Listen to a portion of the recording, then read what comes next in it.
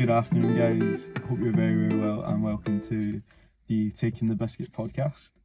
This is now episode 3, and I'm here with Donald Morrison, aka Donny, who I play rugby with. So, Donny, thanks for having me, mate. That's all right, Yeah, mate. happy to be here. Yeah, glad you're here. In your motor. in the usual motor. So today we have Skelly's favourite biscuit, which is the It's not a bad choice, like. custard cream. So if you Classic. want one, feel Do I want free. one? Nah, I'm stuffed, mate. I've You had a wee chocolate cake at church, man. I'm sorry. Oh, right, okay. Yeah. Very I'll nice, watch very calories nice. like. So, that's fair. We're all trying to watch the calories. That's what me and Skelly mainly spoke about last episode. I know, I'm dreadful for it, man. I just forget, I just get fat when I forget to work out, and then I'm like, why am I getting fat? I'm like, oh, yeah. Yeah, that's it, because I still eat like a fucking horse. Yeah, it's nice. Sorry, I don't know if you don't like the swearing in that on this. No, Yeah, you're sorry. fine, mate. You're absolutely fine. You're all good. Algorithm's going to fuck you then, I have to bleep them. Yeah. Aye. I'll need to do some more editing. Go viral. Like. Yeah, so obviously you're a West boy. Indeed. Been there since I was 4 years old. I know. Aye. It's crazy. Aye. Live and breathe. Red and yellow. Yep, it's a good team to play for. And you are usually, well, for ones you're a flanker. It depends who you ask, mate. It depends who you ask. They might put a W at the start of that word instead. No, a bit of everything. Like when I got to seniors, well, when I was younger, I was kind of like yourself, like a bit, bigger. And then I wasn't actually very good, so just like, oh, pop him in the front row. Like he's not even like technically good. He's no fit. Just chuck him in the front row. Something that was my saving grace was Millen Brown, absolute legend of a guy. Started him and Blair doing the strength and conditioning in that absolute kit then of a gym. That was about when I was 16 years old, and I thought, I'll do this. I'll keep this on myself. Just battered it out. Kept to it, and then after a few years of playing in the twos, I was a front rower. And that was mainly, like, you understand it as well, it's very much an idea of like, we need front rowers. No one wants to be a front rower. We need front rowers. No. You're a big boy, just get in the front. You know how to do it, get in. Yeah. And that happened, 2 weekends ago, was it? Do you remember that? I can't remember who it was against. Dumfries, maybe? I don't know, at home. Oh. Adib got injured. Yeah. CMS got injured. Then that was me front row. You played front row? I played front row for 50 minutes. Fucking hell, I didn't know you played front row that game. Yeah, I've never recovered since. No, it's like riding a bike, mate. Yeah. Like well, that's what I was saying with that wee guy who played for JHK. Yeah. He was such a sound wee guy, but he won man of the match for his Did performance. Yeah. But you just didn't expect that. Like, me and Skelly were like talking about it after the game, and you just you didn't expect him to. I couldn't get under him. Like, I could get under him. He just managed, like, his technique was just a bit better, and it was nice. I think he said it was like core strength. It was like, you need to that's it. It's all the abs, get man. in the gym. Yeah, man. So mate, I say that to everyone that fucking listens. Get in the gym. Yeah. Use all slacking. You know me, I'm at the gym before training now. I enjoy That's it. Enjoy doing It's that. too busy, that gym now. I know. Careful what you wish for, eh? I know. I'm just waiting for the refurbishment or whatever. Whenever that happens, Hopefully. By the time we retire, it'll be class. Yeah, fingers crossed. Okay. So how long? So you said you played since you were 4. That's it. Yeah, I joined actually. Crazy. Little known fact: I joined from Allen Glens when I was 4 years old. No way. I played like 2 months in Allen Glens. Right. Okay. And that was enough for me. Bishop Briggs is a shithole there. Oh. So I came to Bearsden, west of Scotland. Just grand. That's the thing, I wasn't any use, frankly, until I was about 16, 17. Again, it was milling. People will tell you that it was absolutely dreadful. Used to cry all the time. Genuinely, every single game, I'd get hit or I'd miss a tackle, and boys would shout at me. I'd just start bawling my eyes out. Then the thing that boys started saying was like, "Oh, get angry," because they know as soon as I got angry, I'd turn it and just fly at folk. Yeah. But I'd miss the tackle as well after that, and we've all missed a few tackles. Oh no, you didn't see me when I was 15 years old. It was dreadful. Genuinely, to be fair, I wasn't even better. Yeah, you'd not think I'd been playing my whole life the way I just couldn't be in the right place. I'd just be diving at them, and then something that changed my whole rugby career, rugby life, way of seeing the game. It was when Millen, he was watching, because he coached us at that point, and he was watching us play, and he went, "Donald, come here. See, every time you come out of a ruck or something, you'll run side to side to side." He was like, just don't stop being like a rabid dog, just going from ruck to ruck, and then like diving at tackles that aren't your tackles. He went, just do a loop, fill the line, and then the next one that comes, you'll be set up to actually smash the boy and set him backwards. You know. Okay. And as soon as he said that, did it literally within a week, I was firing tackles through. And now I put in about 30 a game. So yeah, you said. So there you go. To be fair. So there you go. Okay. So obviously you moved away to Inverness. Yeah. That's one. That was architecture. Yes, that was in between undergrad and postgrad. You do like a year's placement. Oh, that's it. Yeah. So got in with a firm 360 up there, who actually sponsored me and everything. So got I can't remember who it was. It was so it was in my interview. The director was talking to him. He was like, "Oh, you like your rugby?" He was like, "Oh, it's a great club down the road." It's like Highland are really on the up and up, or at least they were at the time. I know a few boys from Highland. Yeah, do you know Richie? Richie Dennis. He's a good boy. He's a good lad. Do you know Callum McPherson as well then? Callum McPherson. Second row. Because you said Stirling, did you? No, it was Edinburgh, wasn't it? He was Edinburgh. Napier. Yeah. I was at, so I can't remember who else. Richie. It's been a while since I've been at Napier. But that was, moral of the story. Director said, go down there. Give me a guy called Pingu's number. Okay. That's his nickname. That's not his Christian. That's not his. But yeah, that's the one. Guy called Rory, and he was just like, go phone him. They were doing. It was pre-season, so it's absolutely thriving. Yeah. That was the season I got my 4-minute 37 Bronco. Brand new club, just absolutely. I can't imagine a 4-minute 37 Bronco. That's it. Never seen the like since, but not even when you're like having to spin the wheel and push. Definitely not. Definitely not then. But I just went down, and that's it. Like boys like Richie, they're all brand new. You know, there's about 60, 80 boys at pre-season, playing in Sunshine and Inverness, all in the AstroTurf. Canal Park is stunning. Like, they've got the AstroTurf with the brand new building. I watched some of your games. Ah, did you? Yeah. The two, what was it, the 4 15-minute spells I got on for the ones? Yeah. Do you know what? That's I'm cutting ahead now, but that's just reminded me of what I'm going to tell you in that unique question at the end. Okay. I'm going to tell you my worst rugby story. Okay. But I know that was brand new, and then cut short by COVID. Yeah, definitely. COVID was a nightmare, man. Like, obviously, which kind of brings us on to the next thing. Right. Where, like, obviously, in this podcast, mental health is a big thing for me. Big thing. It is a very big thing. Yeah. Like, obviously, during COVID and stuff, my mum got diagnosed with breast cancer and stuff, and I'm obviously a big supporter of yours for what you did. So, do you want to tell us a bit more about why you did it? On the kind of pure practical side of it. Well, actually, on the pure practical side of it, it was for those of you that there'll be a lot of them guys watching that have known me for a long time, known how daft I used to look with hair about down to here. The lion's mane. The lion's mane looked like bloody Rapunzel or something. And I always thought, I can't just get rid of this and just like, lop it off. Be like, right, I've had enough of it. That was fun. And I'd seen this initiative, the Little Princess Trust. Yeah. So I was like, at least someone will get something out of it. And I was thinking, obviously they do a lot of work for young kids, typically young girls. So that what they do is they take the hair, they make it into a wig, so that kind of they can feel normal and beautiful, and all these wee girls are going, that's fab. But I was kind of like, I was thinking about it at the time, and I was like, they also need money to do this kind of stuff. But I'm like, that's not. If I wanted to do some fundraising, I was like, if I want to do something, someone like an initiative that had a lot of impact on my life. So when I was it was about 12. So I was about 12 years old. My grandma passed away from. It started off as lung cancer, and she had it for about 5 years. And then one day we were sitting around. So we were up in Lewis visiting. I think it was Easter. Okay. We were sitting at the dinner table, just having supper or something, and then my grandma started going into seizure or fit. Just absolutely fit. And there was me, like, I think I must have been 10, 11. I was about 12 years old, because I remember breaking down in second year biology the next week, because we were looking at doing exams and stuff. I was like, I can't do this.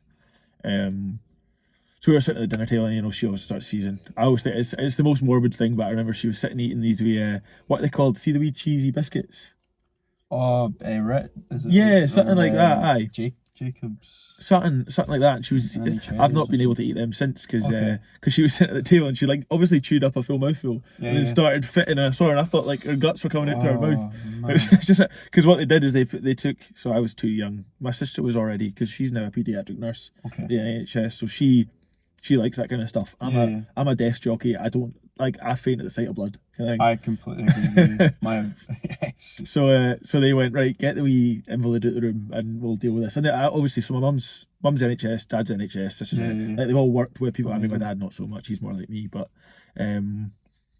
definitely back at house side. But like they knew exactly what to do. 911 was 911 American 909 NHS 24 all that. Ambulance was there within 10 minutes. But I was like, I stood behind the glass door. I was just sitting watching, like brain can't comprehend what's going on. You know. Yeah. I guess at that age as well, like seeing something like that, it's crazy. Like seeing, I remember my papa passed when I think it was in first year. I'd literally just gone into first year, like S1, and papa had passed. You're closer than mine. Yeah, very close to him. Like he used to, obviously you won't be able to see this, but that house across there. Yeah, he used to. My papa built that from scratch. Oh, aye, that's like my shin. That was the exact same story. Like, yeah, aye. And I always remember one story.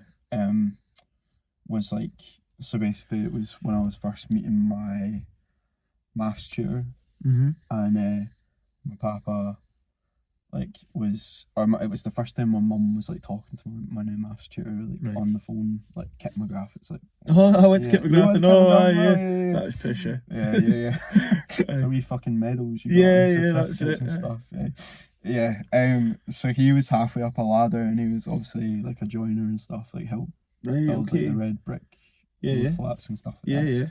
And he was up the ladder, and what he'd done is he taped two ladders together. Oh my days, yeah. So he's holding it, my dad's gone up. Okay. My dad's hanging off the roof because the second ladder is like come away. Is it falling off? Yeah. Oh, so he's like holding on, and like my mum had a fit when the fire brigade got here because they were like they were thinking about like, what ladder should we use? And Mum's like, my fucking husband's up the roof. Yeah, but it was just like my papa was just completely oblivious to it. Aye. Like he was a bit deaf and stuff at the point. Right, okay. So he kind of looked at me and was like, where are you going? Where are you running away to? Because I was obviously running around the corner. But yeah, just a funny story. Yeah. But he was a cracker of a guy, yeah. Yeah, that's definitely. Oh, but yeah, no. So just it hit so hard, and for the 5 years that she had lung cancer for about 5 years, before it spread. Yeah. The Beatson charity, they were just the hospice. They're absolutely fantastic. Yeah. Like the care she got, the people there were like genuinely invested. It wasn't just a job. They didn't just come in Monday to Friday, or it's every day, isn't it? Like they'd be like, Margaret, how are you today? Really happy to see her. And I actually know several people at the moment who are getting care with Beatson as well. Amazing. And my whole thing was just, I want to give back to that initiative that at least gave me more time with my grandma and made her feel safe and comfortable in her last few years, Yeah. So I thought I've got all this silly hair. I can give it to some nice people, and it was lovely on the day. So I ended up doing it. I don't know if you want to say a bit about it, but it was on the thought. No better time to do it than when the most people are going to be at the club. So that's Westfest, the Sevens tournament in summer. You were playing yourself, eh? Don't know about playing. I remember Rory Duncan's grandfather came up to me and was like, Bickies, you've got a gut in you now. And I was like, wow, thanks. Good to see you too. See you too. Fuck well. No, I like that. Keep it honest, like. Yeah. But I sort of ran around. It actually was the worst idea I've ever had because I was playing as well. We ended up winning the whole thing. I know you guys must have been pretty. I mean, I just remember the fucking strawberry daiquiris and the cocktails. There was none left by the time I got out. There's not. No, so I think we finished the final about 5 o'clock. Yeah. And I'd said to all my pals and stuff, get there about 6. So I was rushing, obviously getting the shower, getting ready, did the medals and that, and so I'd been playing all day, and it was about 15-20 degrees. Sun was out all day. It was a hot day. And it was one of those deceptively, like it didn't start that hot, it wasn't forecast to be that hot, so was suntan lotion anywhere? No. There was no sunscreen anywhere, so I was like, oh shit. Got to the end of the day, I was like a cherry tomato. Yeah. and then obviously doing the shave, there was about 100, 200 people standing watching in front of the club.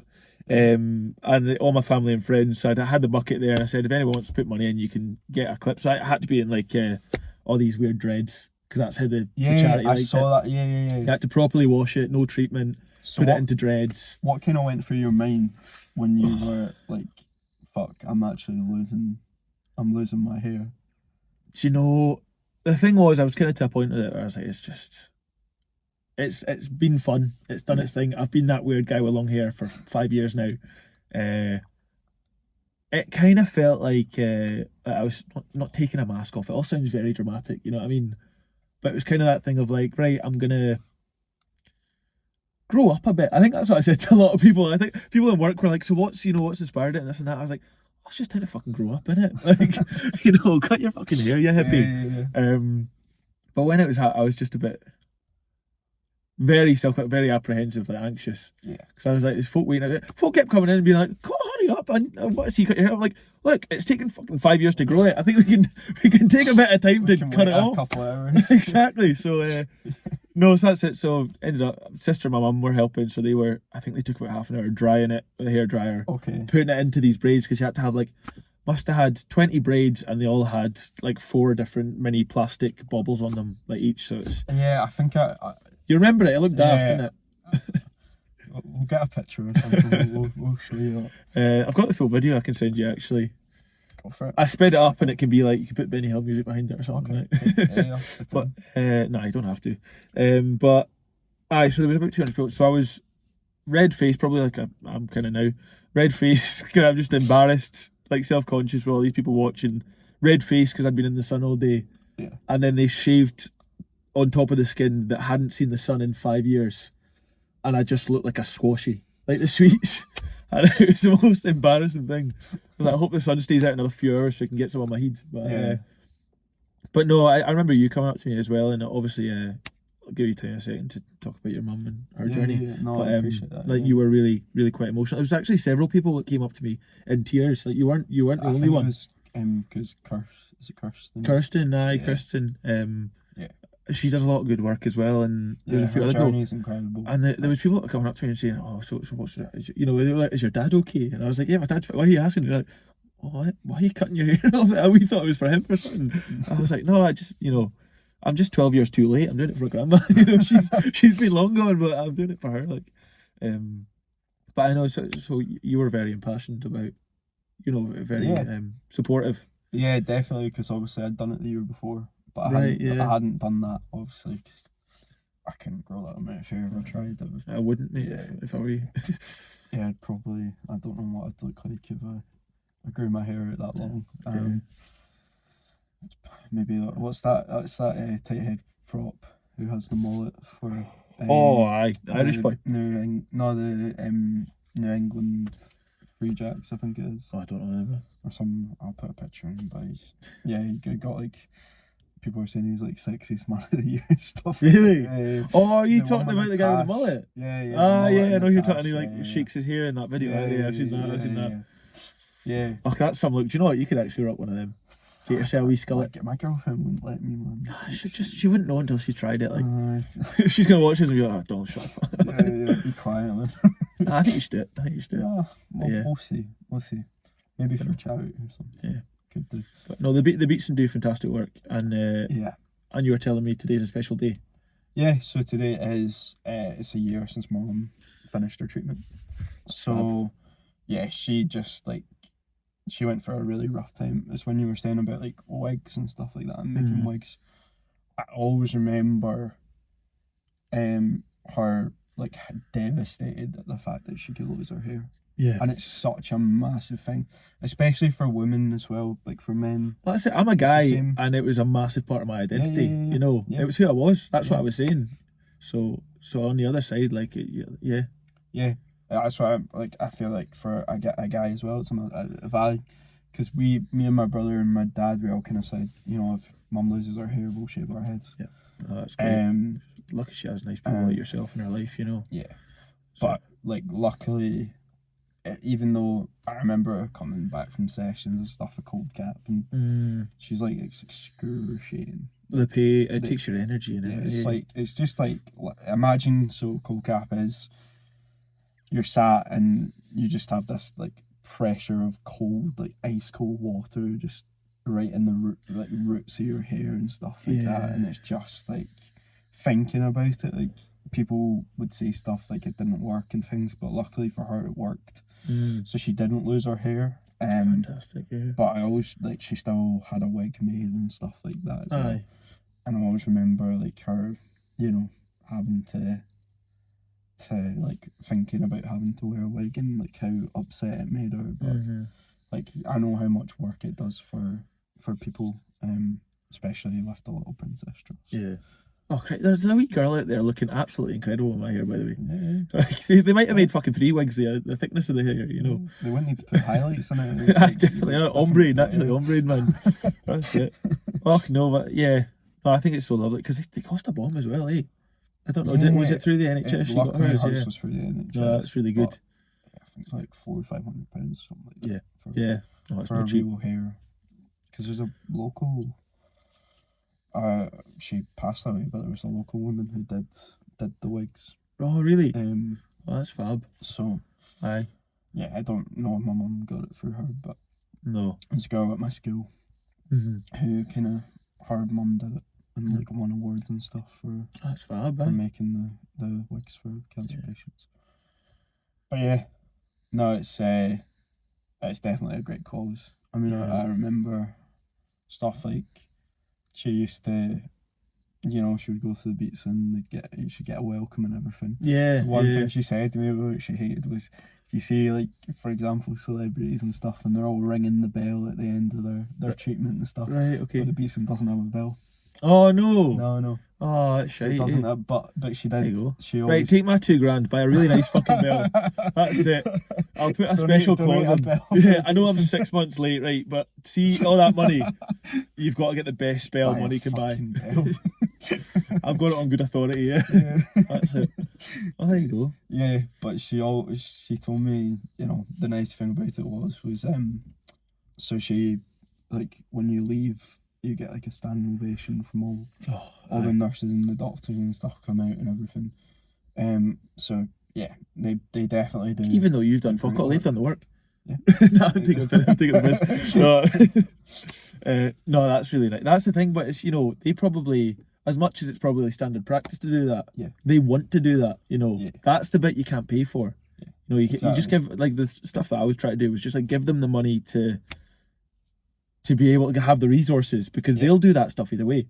See if they're working with, you know, 2 pieces of string, or if they're working with a full hospital of stuff, they'll do it, and they'll do it with a smile on their face.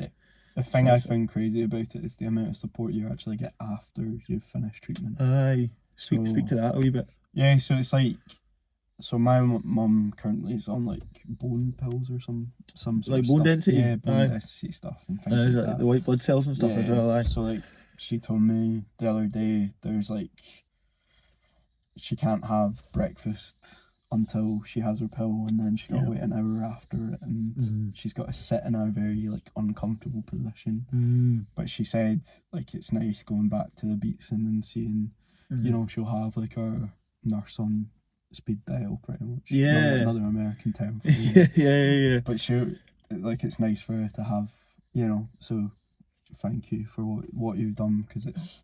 I mean, frankly, it wasn't me. You know, I wanted rid of the hair anyway. Like it was all, you know, the lovely people. I just got down people's throats about giving me money. But you giving money to them, you know. The thing is, you did it. Yeah, well, everyone's very grateful for what you did. I appreciate that. Because I told my mum what you did, and she was very, very, very grateful for. I'm glad to hear that. Yeah, no, she's a lovely woman. Aye, that was it. I was in your house 2 minutes, but she was very welcoming, very lovely. Yeah. And she's never met me before, so you know. I know she's not. I mean, I think that's the kind of saddest thing about it is, like, she's just not like. You're not able to go out. I mean, even people don't understand what like COVID and things like that. COVID was a different kettle of fish. Yeah. Like it's nice for her to be able to go and do stuff now, and like hearing stories about people and things like you know, cancer's a horrible fucking thing. Like, That's it. horrible fucking thing. Well, yeah, one of my close family friends as well. So it's kind of similar situation. I think it was pal's dad, and he was really bad during COVID. Yeah. And the family just went into full lockdown because you know, like it was kind of like yourself, like you were saying to the boys, you're like, I genuinely can't come out. Like I can't be near anyone because you'd absolutely beat yourself up your whole life if you found out. I was me that brought COVID home, and that was what absolutely wrecked it. Killed your parents. So there was, and it kind of, you know, it's a difficult line to tread as well because you want to be. This is something I really struggle with because my great uncle, again, another COVID thing, but it's just you're stuck in the house, and these are like some of the last few years of your life. Yeah. Like you're and you can't get out. So it's that kind of thing. Is the quality of life worth it if you're just prolonging a shite quality of life, not going out? So it's a really, you know, it's a catch-22. But that was so like recently another kind of close family friend passed away, and the majority of his life, the majority of the last few years of his life was just spent inside because he couldn't, with COVID and everything, he couldn't trust going outside. Yeah, and it's like so isolating. I wish people would understand, like, because my mum, like after what she went through, I always remember her coming home crying because she went to like Marks and Spencer's. And from her treatment and everything that had happened, the radiotherapy had given her quite a bad cough. Right. Oh, and then everyone's giving her evil eyes, eh? Yeah. So everyone's looking at her as if you're coming here with COVID. Yeah. Don't worry, I've not got COVID, just cancer. Just cancer. Nothing big, like. It's not contagious, eh? Oh, jeez, eh? It's crazy. Like, I just wish some people would think before they. But it's because they're all thinking about themselves, eh? You could infect me, not you might be dying. You know, it's really it's a shame. I think that's the real plague. Not to get too deep on you, Bickies. There you go. We're talking about taking the biscuit, man. It's not. Get the custard creams out, Jesus. No, I'm just kidding. I'm just kidding. It's you and Skelly are the same. You're both on diets. I'm not on a diet. Well, not on a diet, but just if you saw how much cake I spanked in church, you know I'm not on a diet. It's my birthday yesterday. No, 2 days ago. I know. How much do you have? You did. I've eaten 8 slices of cake this weekend. Okay. So that extra biscuit might be taking the biscuit. Literally. Quite literally. But it was absolutely isolating time for everyone, you know. Yeah. Just adding that on top is just, you know, it's difficult. But that's where it comes into mental health. It's just. Yeah. And that's, frankly, takes us on nicely. I was great minds think alike. I was just about to say that. I was thinking, so November is obviously mental health. It is coming near just enough to the cancer as well. Yeah, it's like what are we? 2/3 of it. We're just over halfway. Just over halfway. Have you felt your balls today? Have you felt your balls today? I have. You have in the shower. There you go. Good man yourself. Completely clear. That's it. Yeah. Everyone feel your balls. That's do that. It's good practice. Yeah, definitely. And if you're a bird, feel your tits. Yeah. Not being worried about it. Guy as well. Well, there's that too. Guys can get it. Aye. Guys can get breast cancer.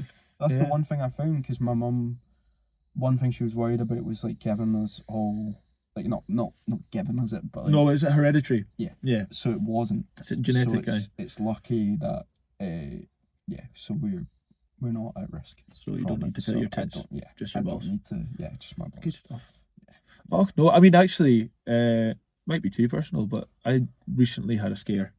Okay. So I did have a lump about 3 months ago, and it was one of those ones where it's like, I think I know what it is. I've been on WebMD. I'm 95% sure it's not. Yeah. But like, you know, loved one speaking into my life, and actually just my kind of, you know, overall idea was just you can't be too sure, can you? And we're also very fortunate to be in the UK where it's all free. Like I phoned up my GP, they went, we've got a dropout, can you come in tomorrow at this time? I was like, great, I'll get time off work, you know. Just went, saw a GP. He was like, again, probably nothing, but I'll put you in for an ultrasound anyway. Did that. So embarrassing, the ultrasound, she's from Lewis as well. So I was talking to her, having this full conversation while she's rubbing jelly across my balls, and I was like, oh, for God's sake, man. Like, I do know your mum, mate. I'm like, oh, for fuck's sake. No. That's it. So it turns out she's worked quite closely with my dad as well, so I was like, oh, for flying out loud. You talking about Kevin as well? I probably. We talked about everything under the sun. There's not a lot of surface area there, but she managed to make it last a long time, you know what I mean? But yeah, no. So it was. I mean, at the end of the day, it was just something you can look out for. It was a benign cyst, Right, epididymal okay. cyst, Okay. which is basically looks the same kind of place as a lump Yeah. might be. I feel it's hard to tell sometimes. Yeah, It's like obviously aye. you have like is it the fallopian tube? That's women. That's women. Yeah, Okay. yeah. So I'm you say I'm not a biologist. I feel biology. Yeah, So. no, me too, mate. Didn't even take it. All right. Yeah. So you have like different tubes and stuff. Cesarean? No, that's pregnancies. That's pregnancy. Fuck it, yeah. Look, we're no doctors. Let's patch it. Yeah, I'll follow my brother here. There you go. But aye, no, there's all of that. So it was just the kind of thing of like, I'm probably being a dick, but you'd be even more of a dick if you didn't do something about it, you know? Yeah. So, and I think that's going Well, back to the root of the conversation. Yeah, but one guy I actually know, Right. he had testicle cancer. Yeah. And he got very lucky. Did he get them noticed- early? He noticed it when it was like the size of a pinprick. Yeah. That's it. It was. I'm trying to remember like why it was, but he went for an appointment or something, and then because he was a bit kind of sick and stuff, Mhm. and then they managed to work it out, and then he had his testicle removed. Wow. So- yeah, just cut it off at the source. Yeah, Billy One Ball now. That's what Billy he's One called. Is he called Billy? No, I'm not gonna say his real name. Because then I'd make up a funny nickname. It would stick. But but it's just like it's crazy how like people around you can just like that can just Yeah. get it and Like no one's fallible, you know. No one's No. beyond it. no. Or infallible. No.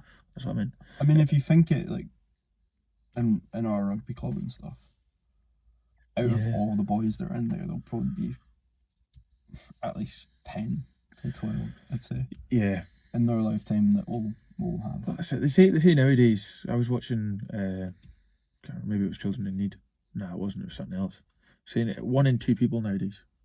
Oh, stand up to cancer. One in 2 people end up with cancer nowadays. That's funny. They're talking about cancer and stand up to cancer. Well, yeah, it's supposed to be quite a funny thing, but Oh, they right, okay. kept bringing the mood down with all this cancer chat. Like, Oh yeah. But no, it's great, and it's fab. But it's because it's so rampant, and it's one of these few things we still Yeah. don't have an Yeah. answer for. How to deal Uh-huh. with it. So the only thing you can do is awareness, and that's Yeah, what yeah. November's so fab for. Is just I agree.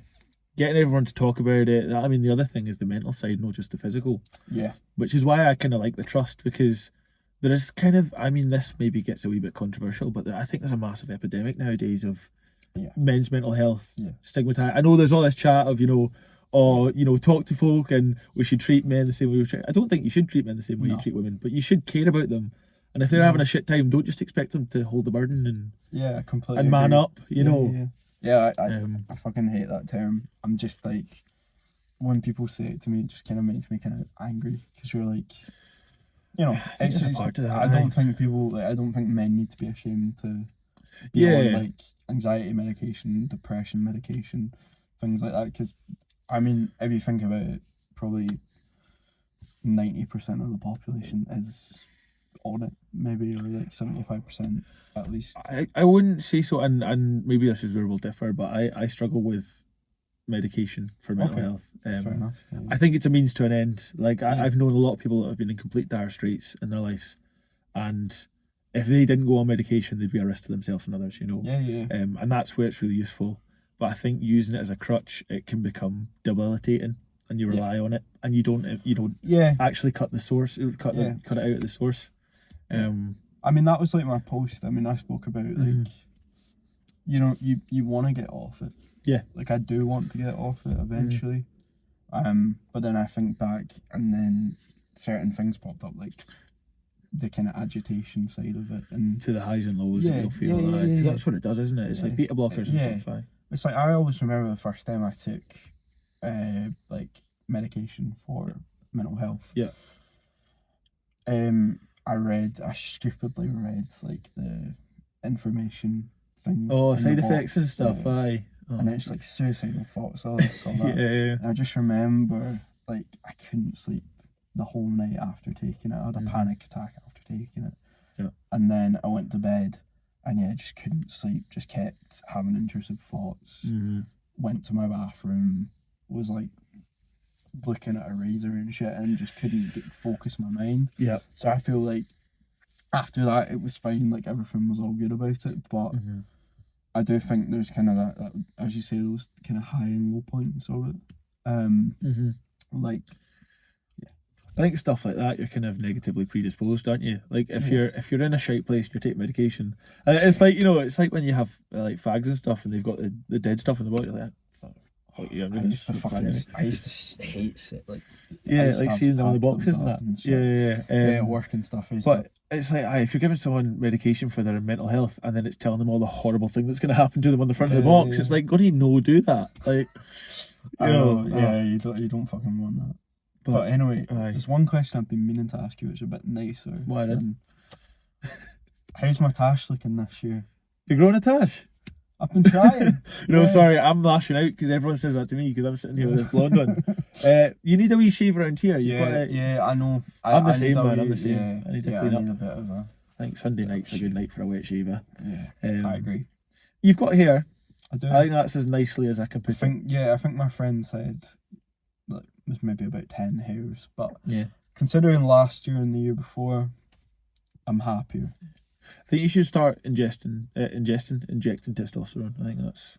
Do you know what? Get on the roids. Yeah. I might just do that, you know. I doubt SRU would mind.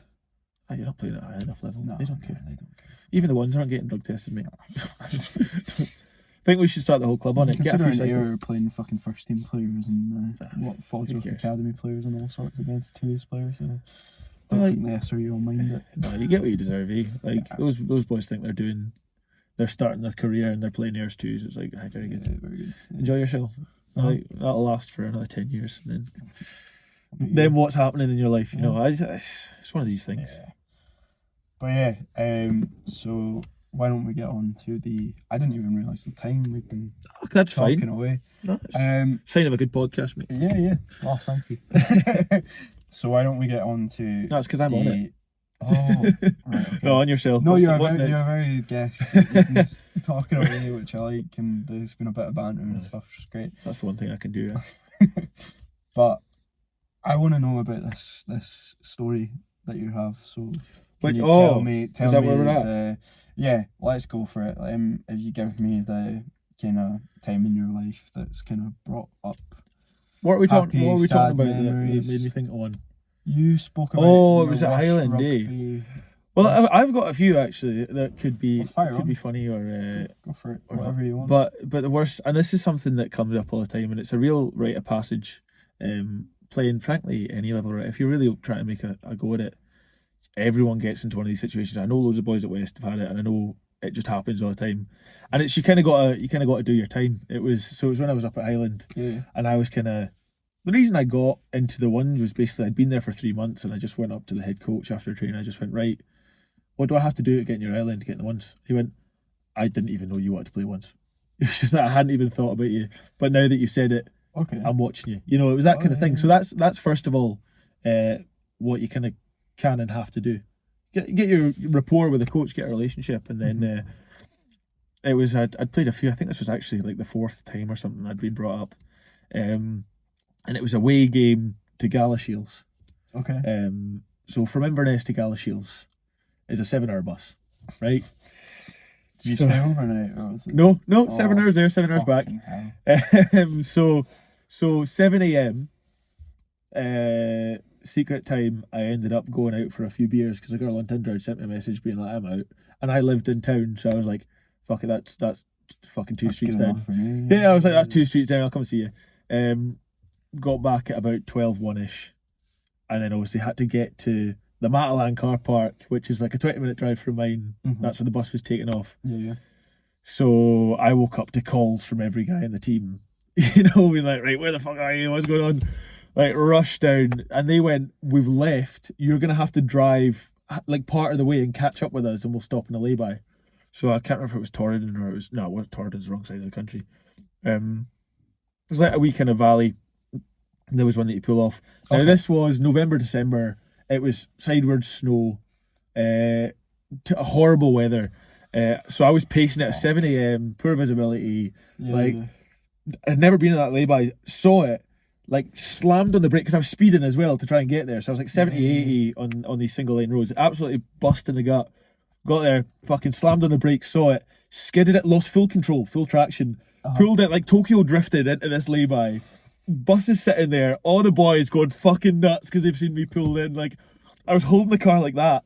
So there's a wee embankment at the side of the lay-by that had obviously built up, and then the old road was to the side.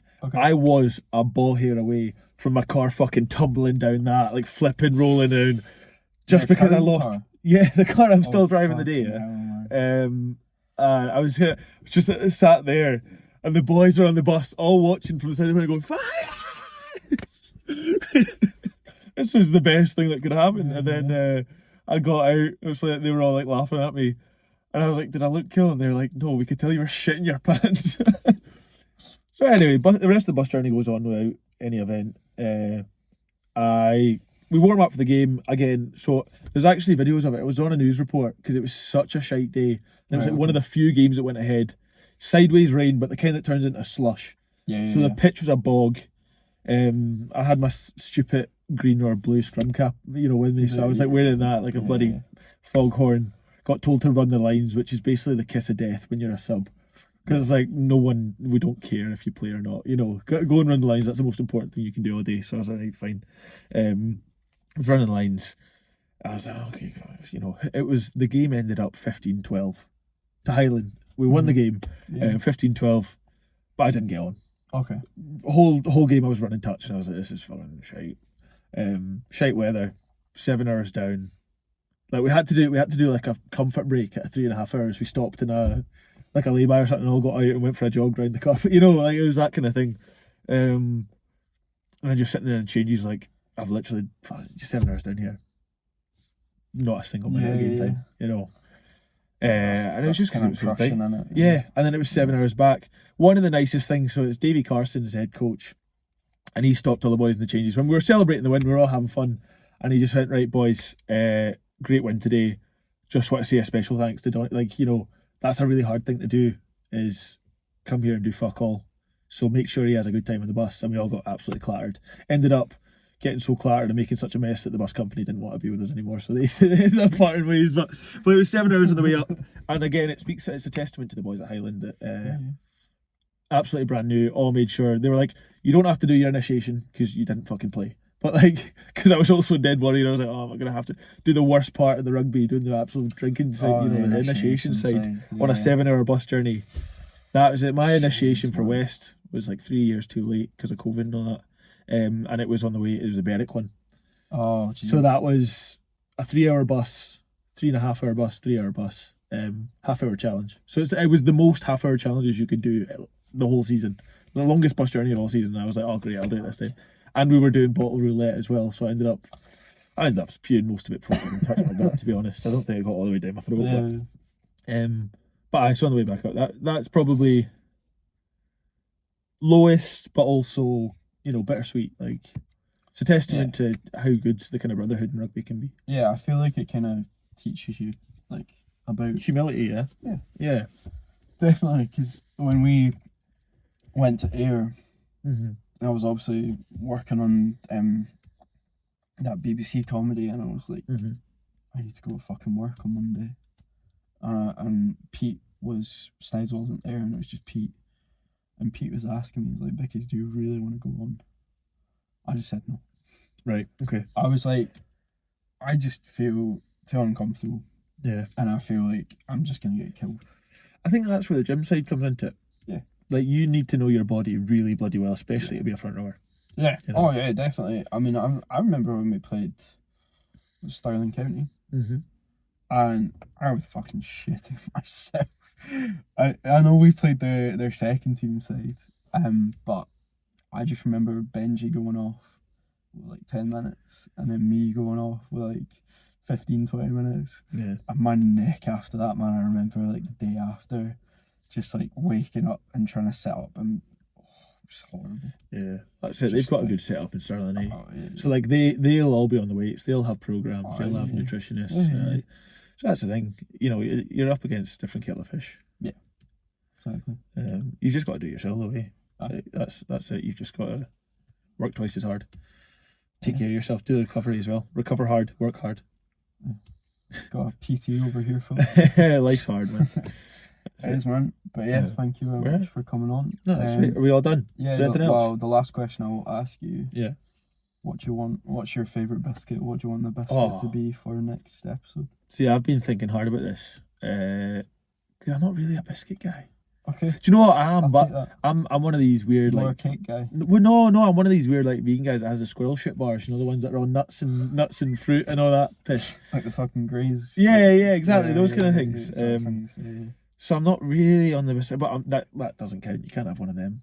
The next guest will not thank me if I bring on some vegan naked bars or Considering something. I don't know who the next guest is going to be. I can guarantee they're not going to be happy will with not it. be happy. But a classic that I can never look past. It's a bourbon on steroids. Okay. It's a penguin biscuit. Oh fuck yeah! Penguin biscuit. Penguin's a very good choice. It's a classic. That. That's it. It's a classic. Absolute classic. Yeah. So there you go. Well, thank you very much for coming on, No, it's Donny. been a pleasure. Yeah, I really appreciate Excellent. it, man. Yeah. No, thanks for having me, man. Yeah, It's such a special day. I know. It's such a coincidence, but That's really funny, Yeah, I was like, perfect day to have you on. When you mentioned you had church, I was like, yeah, batter on, come on down. But yeah, guys, thank you very much for watching. Donny, thanks again for being here. And go to both our Movember pages. I know you can't see the mustaches, but they're there. We're raising awareness. We're trying. We're trying. Donations till the end of the month. Yeah, definitely. Yeah. Great plug there. Love it. Right, guys, thank you very much. Have a good day, and I'll catch you later. Cheers.